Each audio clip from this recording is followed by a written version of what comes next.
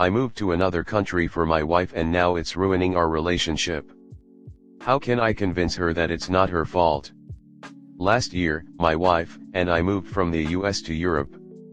I took a job that I knew I wouldn't like as much as my old job, but I thought it would be fine. I knew that what I really wanted at that point in my life was to put down roots and to focus on my work and building a community of friends. I fell out of touch with a lot of people during COVID, but I also knew that living in another country was one of my wife's lifelong dreams, and I wanted to make it happen before we started thinking about having kids, even if we just lived abroad for a few years. As a kid, I saw my own parents' relationship go south because they were each unwilling to make compromises for the other, so I really thought this would be a good idea, a way to avoid becoming just like them. Problem was, I wasn't really honest with my wife about my feelings. Deep down, I didn't really want to move, but I didn't tell her this. I told her that I liked the idea of living in another country for a time. It would be a fresh start after COVID. Of course, liking the idea of something is not the same as actually wanting to do it or thinking that it would be good. Anyways, shortly after moving here, I began to strongly dislike my job. As a teacher, I see what I do as a mission, and I take very seriously the vision that a school has and how it impacts its pupils. This new school was terrible, not managing behavior and not holding students to high academic standards. Kids got away with everything. I couldn't do it. I would cry in my classroom during free periods sometimes. I decided to quit, but in order to keep us in the country, I needed to do something. So I decided to go back to school. However, now we were only on one salary, and now we would be paying for a graduate degree. Over the past year, we've had to dig deep into our savings, and that impacts one of my dreams of owning a home. I'm not really interested in what I chose to go back to school for. I think I might still want to be a teacher. I don't know, I probably have to give my new field at least a try. But I feel like I've made so many mistakes, bigger mistakes than I've ever made before.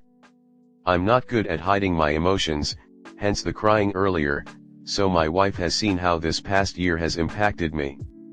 I've told her a lot of these things. I've told her that I regret a lot of the decisions I've made, and that if I could go back in time I would have kept us from moving.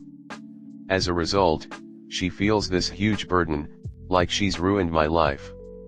So now she's depressed, and on top of that she's always trying to do things for me. She never wants me to lift a finger. She'll get angry at me for cleaning dishes or cooking, but then she also seems angry when I don't do anything. When we sit down at the end of the day, we barely talk. I try to tell her that I don't blame her, that even in every decision we've made together, I've consented. I've also made a lot of decisions on my own, quitting job, going back to school. But because those decisions were in service of a thing only she wanted, living abroad, she still feels that it's her fault that I'm not happy. I don't know what to do. If you can think of something I could say that could change her mind, that would be helpful. I also know that I might just be the problem. Maybe the problem is that I can't be happy. I was depressed during COVID, and I'm depressed now. And maybe asking her to enjoy herself while I'm depressed is just not a fair thing to ask. Sorry for the essay, but I just really need help. Comment. My dude, for your wife's sake, get your shit together. You agreed to this move, and now you may not love it, but dragging her down with your misery is just going to end up with two unhealthy and unhappy people instead of one.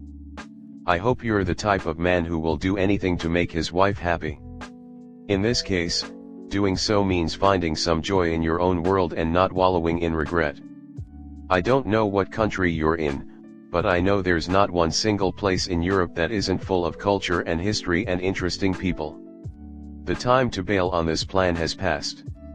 You agreed, so now you see it through for the few years you'll have to be there. Learn a skill, start a hobby, immerse yourself in the history and culture, and have some fun.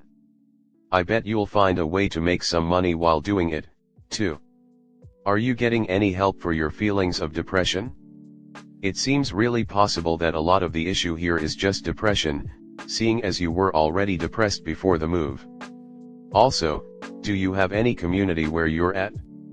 Is there an expat community you could connect with? Next story 2. I'm losing my fiancé and I don't know what to do. My beautiful fiancé is going through some very difficult times and I'm afraid of losing her.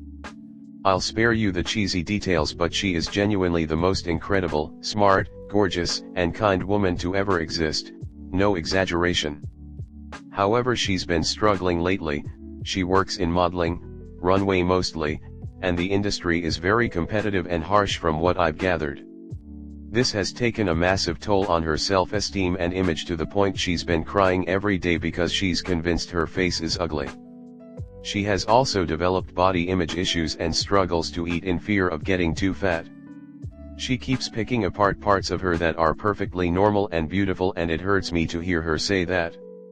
I try really hard to be supportive and get her to eat at least something every day because otherwise she won't touch food for days. It worries me.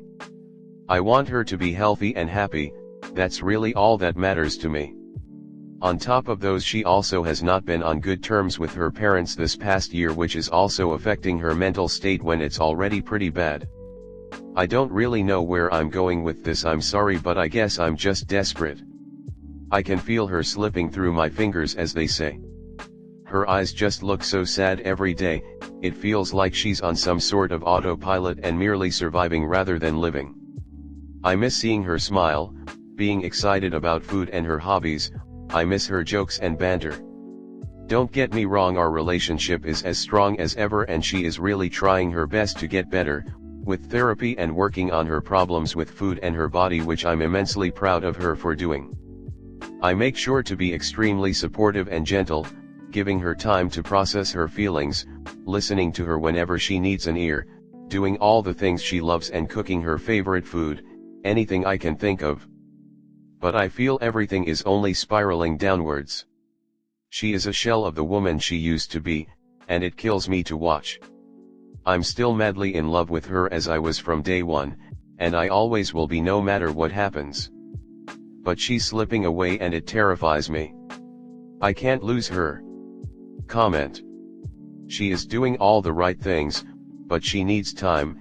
Everyone makes progress at different speeds, and there's no telling how much time she'll need.